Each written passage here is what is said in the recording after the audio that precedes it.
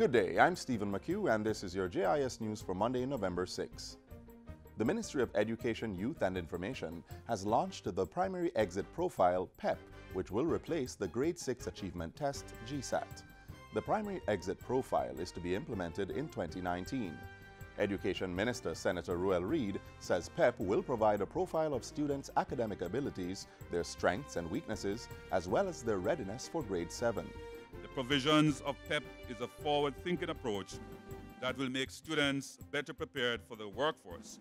Students will therefore be exposed from an early age to critical thinking. The end game is that everyone, which is aspiration, will graduate with the equivalent of an associate degree by the end of grade 13. Minister Reid was addressing last week's post-cabinet media briefing. The Primary Exit Profile has 3 components: performance task, ability test, and curriculum-based test. The suggested weighting is that the abilities test will represent 30% of the final scores that make up the profile. And the CBT, curriculum-based test, and the performance test will together make up 70% of the profile grades. PEP will therefore be implemented on a phased basis. Students who are currently in grade 5 will be the first PEP cohort.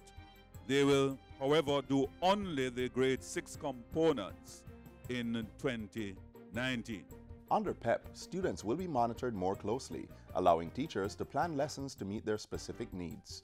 The Education Ministry will begin its sensitization campaign this month with town hall meetings. The campaign will run until January 21 next year to prepare students, teachers, and parents, and to allow for a smooth implementation of the program.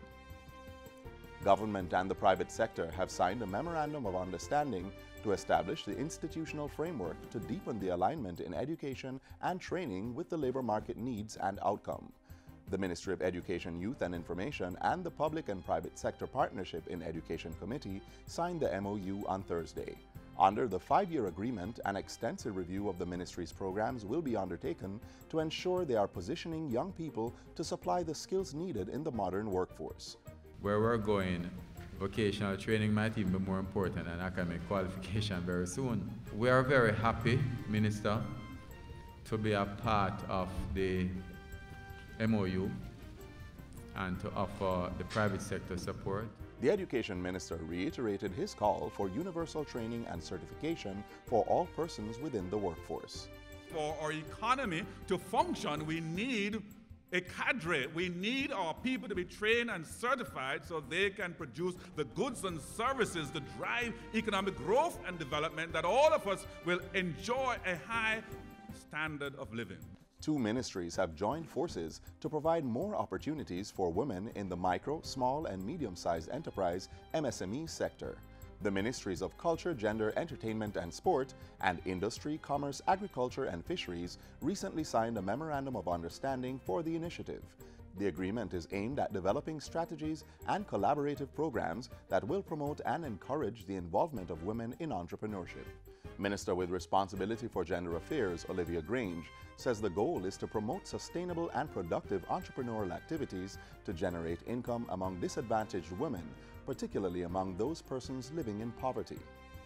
The Technology Ministry has opened 2 new community access point CAP sites, 1 each at the Mayfield All-Age and Top Hill Primary Schools in St. Elizabeth. Portfolio Minister Dr. Andrew Wheatley says facilities such as these are necessary to building out the knowledge-based society that support Jamaica's ability to be competitive. While opening the CAP site at Mayfield All-Age, Minister Wheatley stressed that the resource centers are not only for the school, but rather the wider community.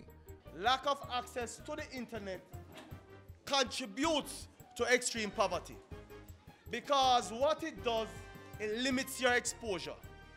And by rolling out facilities of this nature, we are bringing the world to every nook and cranny of Jamaica. We want you to use this facility to develop your own employment opportunities. Both resource centers were established by the Universal Service Fund. The Mayfield Resource Center cost nearly $5 million.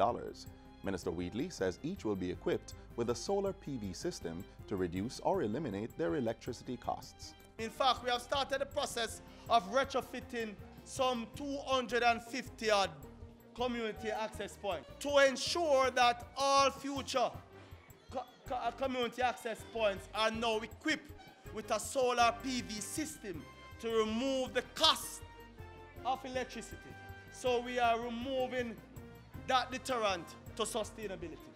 And finally, the security forces continue to report marked successes in the removal of illegal guns and ammunition in the Denham Town Zone of Special Operations. The latest find is the recovery of a Desert Eagle pistol with 1 live round. Thursday's discovery follows that of a shotgun, a gun cleaning kit, 34 live rounds of ammunition, and a credit card scanning machine. 7 known violence producers have also been taken into custody. In a recent update to Parliament on the 2 zones of special operations, Prime Minister Andrew Holness reaffirmed the government's commitment to reclaiming Jamaica from criminal elements. It's not going to be an overnight thing. It's not going to be snap of a finger and flip of a switch. But it is a sustained, strategic, coordinated, well-planned approach that when we have done this, we can leave for the coming generation a more peaceful and prosperous Jamaica. And that's it for JIS News Today. I'm Stephen McHugh. Thanks for watching.